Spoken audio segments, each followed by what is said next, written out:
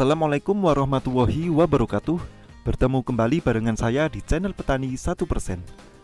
Sebelumnya saya ucapkan banyak terima kasih bagi sahabat tani yang sudah sempat mampir di channel saya.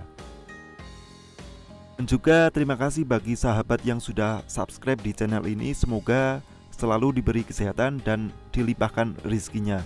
Amin. Untuk yang belum panen, semoga pas panen dapat harga yang tinggi. Kali ini saya akan melakukan penyepraian keempat kalinya menggunakan fungisida untuk menuntaskan antraknosa yang masih tersisa dan mencegah agar tidak lagi menyerang cabai saya. Video ini merupakan lanjutan dari video yang ini.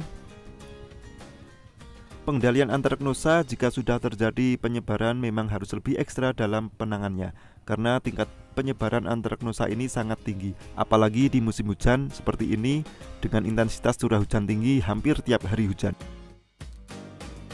Dalam pengendalian antraknosa agar tuntas dan bersih bebas dari antraknosa, maka kita harus rutin dalam penggunaan fungisida. Di mana dalam video pengendalian patek yang kemarin sebenarnya penggunaan azoxystrobin dan difenoconazole itu sudah cukup efektif. Namun dalam masa pengendalian antraknosa yang lumayan parah, kita tidak cukup hanya 1-2 kali penyepraian. Kita harus menyeprai itu berulang dengan interval yang lumayan dekat, yaitu 4 hari sekali. Maka dari itu dalam penggunaan fungisida kita juga harus memperhatikan dampak kedepannya, di mana antraknosa bisa resisten atau kebal bila kita hanya menggunakan bahan aktif yang sama dan cara kerja yang sama.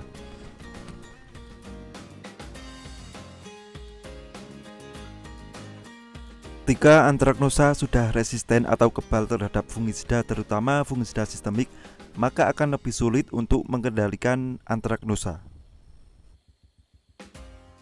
Terkadang petani ada yang mencampur fungisida dengan cara kerja yang sama agar lebih kuat dalam segi pengendalian penyakit jamur patogen. Tapi yang menjadi masalah, jamur patogen lama-kelamaan akan terbiasa dan resisten atau kebal terhadap fungisida itu. Jika sudah terjadi resisten, maka kita akan lebih sulit di mana pilihan fungisida akan menyempit dari segi pilihannya. Masalah lainnya yaitu tidak efisien. Sekarang bagaimana cara agar tidak terjadi resisten dan lebih efisien? Yaitu jangan pernah mencampur fungisida dengan bahan aktif yang sama atau satu golongan. Seperti fungisida yang saya pakai dari awal pemakaian untuk pencegahan sampai pengobatan, saya tidak pernah mencampur 2 bahan atau 2 merek fungisida dalam 1 kali aplikasi, yang cara kerja yaitu fungisida sistemik. Alangkah baiknya aplikasi fungisida itu di rolling. Jika memang ingin mencampur 2 fungisida sekaligus, itu harus yang berbeda, yaitu fungisida sistemik dan fungisida kontak.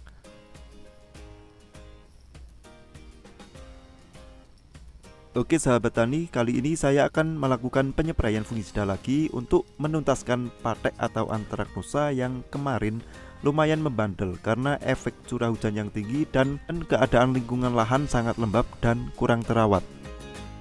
Setelah kemarin saya aplikasikan fungisida sistemik dengan bahan aktif azoxystrobin dan difenoconazole sebanyak 2 kali.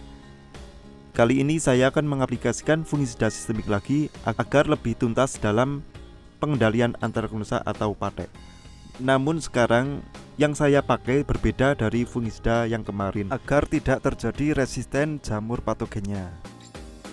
Kali ini saya menggunakan fungisida dengan 2 bahan aktif lagi dengan daya kerja sistemik lagi, yaitu saya menggunakan bahan aktif pyraclostrobin dan methiram.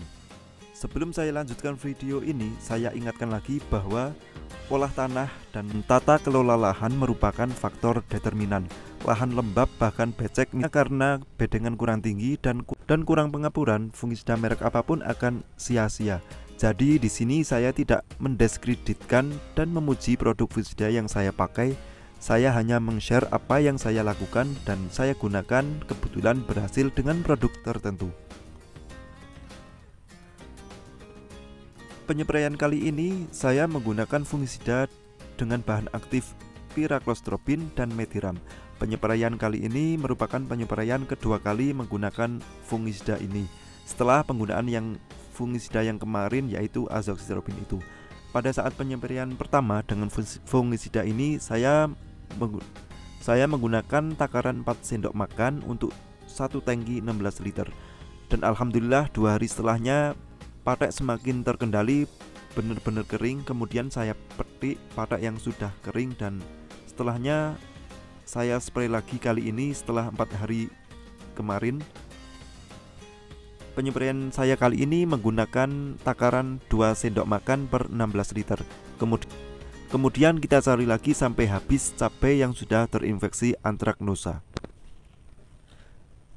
Tambahan sedikit, setelah kemarin dilakukan pupuk susulan dengan cara ditugal, di hari berikutnya saya kocor pangkal batang dengan fungisida ini dengan takaran 2 sendok makan per tangki, agar jamur patogen penyebab layu dan busuk batang tidak menyerang atau berkembang setelah pemberian pupuk susulan, seperti yang dilakukan atau metode Mas Udin.